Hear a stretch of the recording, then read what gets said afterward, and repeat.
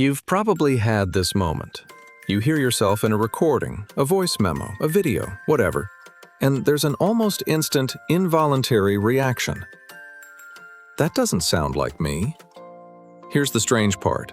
It's not that the recording is wrong. It's that you've never actually heard your own voice the way everyone else hears it. Not once in your entire life. When other people talk, sound travels through the air and reaches your ears from the outside, the normal way. But when you talk, something extra happens. Your vocal cords vibrate, and those vibrations don't just travel outward through the air, they also travel directly through the bones and tissue of your skull, straight to your inner ear. That second pathway is called bone conduction, and it changes what you hear in a very specific way. It emphasizes lower frequencies. So every single time you've ever spoken and listened to yourself at the same time, you've been hearing a version of your voice that's artificially deeper and richer than what actually leaves your mouth. A recording removes that pathway completely. A microphone only captures air-conducted sound, the exact same signal that reaches everyone else's ears when you talk to them. Which means the voice on the recording isn't the wrong version. It's the only version anyone else has ever actually heard.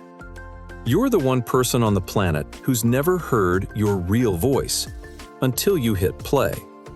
Every single person you know, your friends, your family, complete strangers, has always heard the same consistent version of your voice, the air-conducted one. You're the outlier.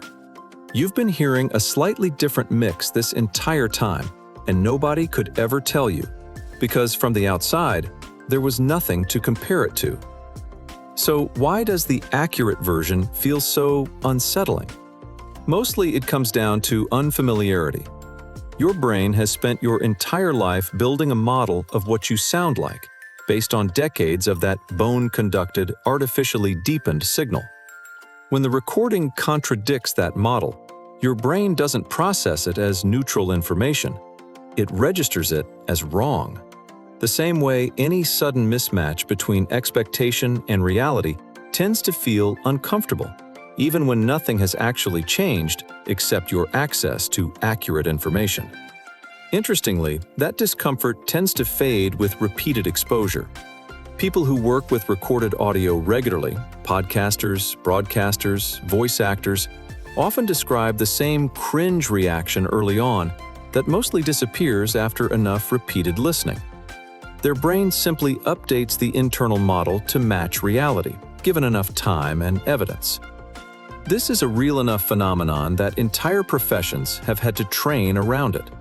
Broadcasters and voice actors often spend serious time listening back to their own recordings, specifically to get comfortable with their air-conducted voice. Because in their line of work, that discomfort can actually affect performance if it isn't dealt with directly. Forensic voice identification relies entirely on this same air-conducted signal too, since that's the only version of your voice that witnesses, recordings, or phone calls have ever actually captured. Your internal bone-boosted version has never existed anywhere except inside your own head, which is kind of a strange thing to sit with. Something as basic as the sound of your own voice, something you'd assume you know better than anyone, turns out to be something you've never fully experienced firsthand. Everyone around you has always had more accurate access to it than you have.